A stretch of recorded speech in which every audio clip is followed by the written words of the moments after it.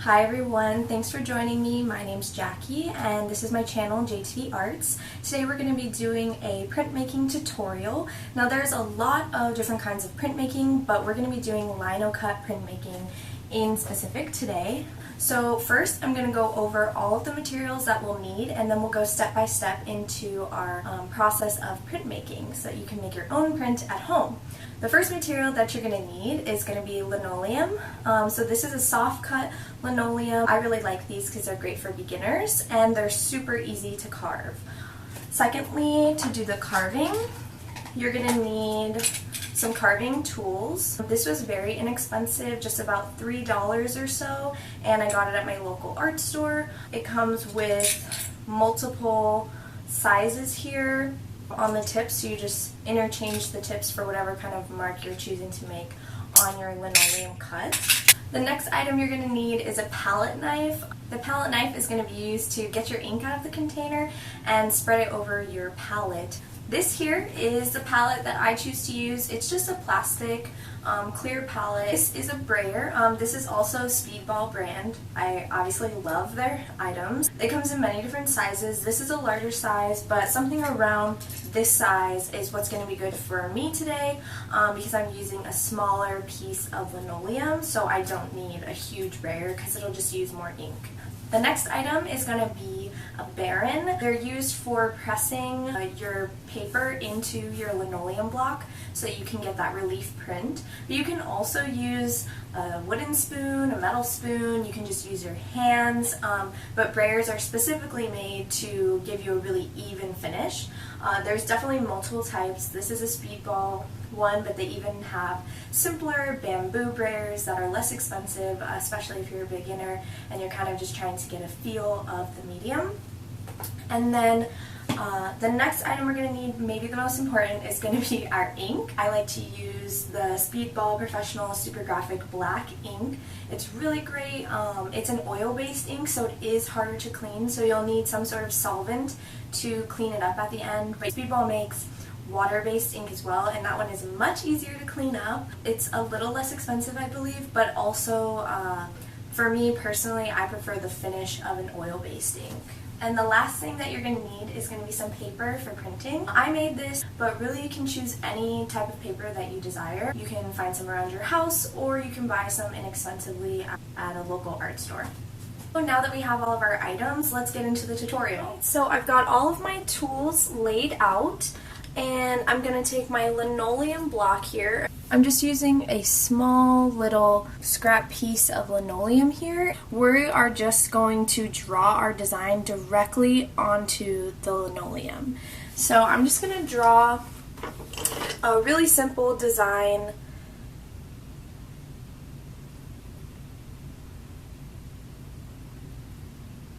And then something really important to remember when you're drawing your design, when you're thinking about what you want to put on your linoleum block, is that everything that you're carving out of your block, that is going to come up as white when we print. And everything that remains left is going to be black when we print. So it's really just important to keep that in mind as you're carving and as you're coming up with your design.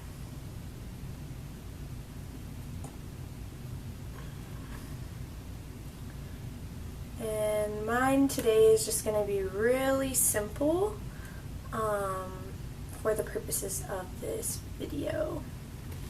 So I've got my design all right here, and it's just a little eye, so I'm going to go ahead and start carving that. Something that you can do that's helpful is kind of like mark out any places that you want to remain black. Those you're not going to carve, and then what you want to be white you're going to carve out. So let me just start. I want my little pupil here to be black, and I'm actually going to go and I'm going to use another tool I have here. It's a little bit smaller. And when you're starting to carve, try and keep your tool somewhat level with the surface, and then you want to apply an appropriate amount of pressure to start getting it to cut through the linoleum. So as you can see here, I'm like moving my block while I'm carving, and that helps me to kind of get that curve. But your own technique will kind of show up, and you'll get a little bit more comfortable with making the marks on the linoleum. Something else that's important is you don't really have to go super deep into the block. As you can see here, I'm just kind of taking out, like, I would say a couple millimeters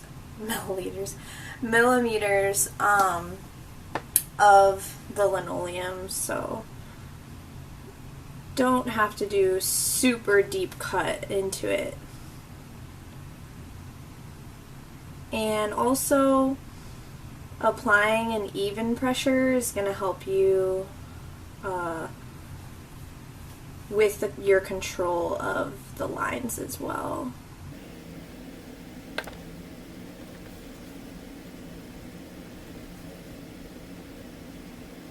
So this is actually one of my favorite parts of printmaking. I find carving to be a very tedious process, but it's also just really satisfying to, you know, kind of make marks into the linoleum. I find it very somewhat meditative. Something else to be really cautious of, you need to be very intentional when you're carving, because you can't really take anything back. And that's what makes this, I think, a really fun media. You have to really kind of know what you're doing. You also have to improvise if you mess up. So today we're just kind of doing a really fun little carve, and right now I'm just using one tool here, but I can always go in and I'm going to use a size 1 tip. On mine it says them right here on the back. This is the smallest tip that I own, and I'm going to go in and do these little detail designs. Something that was really, I think, difficult for me when I started doing printmaking a few years ago was making my carving really match my design. It's actually something that I'm still working on, because carving is not like drawing. You're using a totally different medium and tool, and so it can be really difficult to make it look exactly like you're drawing. So if you are having issues with that, don't worry about it, because it takes time to be able to hone that skill. And like I said, I've been doing this for quite a few years, and you know, I'm still working on it, so just something to keep in mind. Don't put too much pressure on yourself.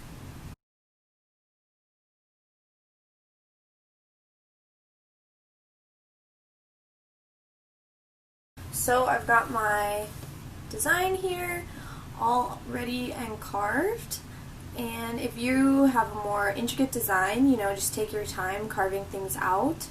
And now we're gonna start printing. So I've got my Speedball ink, my palette knife, and I've got my little block here and my roller. So what I'm gonna do, open up my ink. Since this is a pretty small block, I'm just gonna kind of take about this much ink and just spread it onto my palette there. We want like a really good consistency, because when it's in that little tin for a while, you know, it can kind of get a little chunky. So I've got it nice and spread out here, and then what I'm going to do is I'm going to get just some on my roller, and I'm just going to start rolling it out.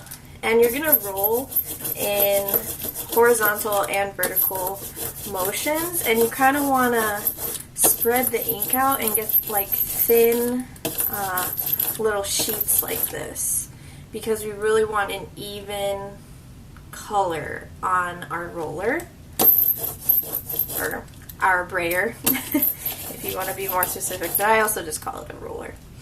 And when you start hearing this sound, it's kind of like peeling up a little bit. That's when you know that it's really nice and spread out.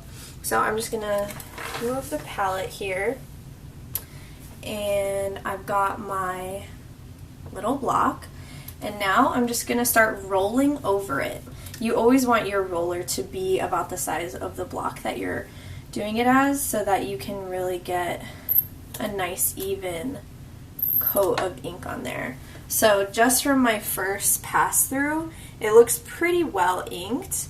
I do have a thicker paper that I'm using, so I'm just gonna go over it one more time just to double make sure. And at this point, a lot of people, when they're doing their first press of their cut, they kind of do it as a test print. So if you see anything, like any lines that you're not happy with, you can always go back in with a tool and adjust it. So I've got my paper here, and what I'm going to do is just center it as best I can over the block. So right about here seems good. And lightly, I just like to press down so that the paper sticks to that. And then I'm going to take my Barren here, and I'm just going to start pressing down. And like I had said before, you can use a large spoon, wooden spoon, you can use your fingers, just as long as you're pressing down with good even pressure and you're getting all of the edges. It really sucks when you do spend all this time and you're printing and you forget to get some of those edges in there. And you can do kind of like this circular motion as well.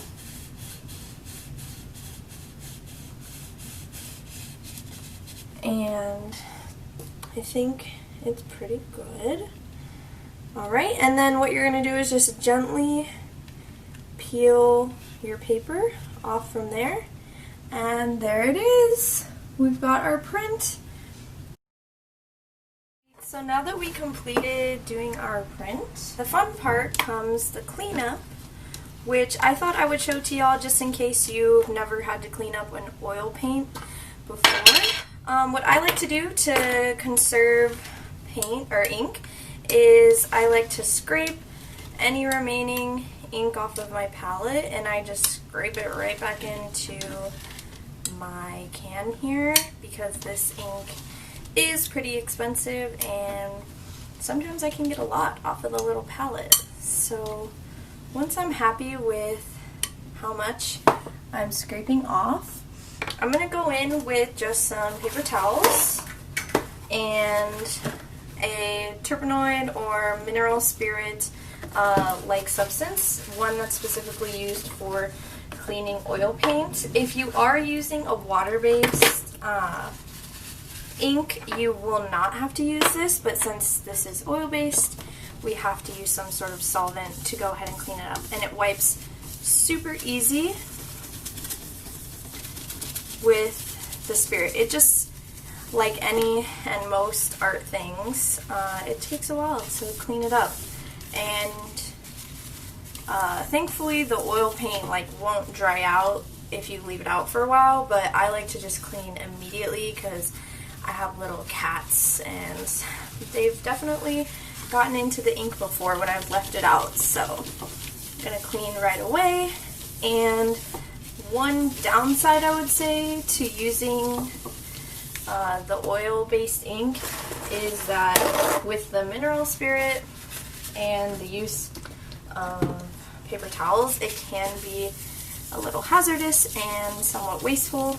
Also, I would recommend to dispose of your cloth here with the mineral spirit on there. Don't put it in your trash can. You need to put it in like a metal canister because this stuff is very flammable. So if it sits like in a trash can for a week before you take it out, it could combust.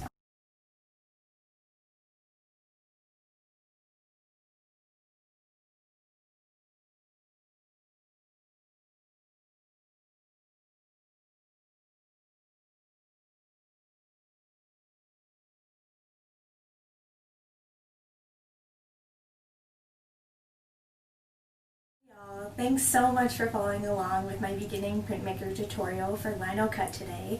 I just wanted to show you my final print. I went a little crazy with it and I created this really cool pattern with my block. I just wanted to show you that you can reproduce the block multiple times on different pieces of paper, or you can go ahead and create a pattern. You can also, clean your palette and do a different color. It's really versatile. It's really just up to you how you want to do it. And I just want to thank you so much for following along.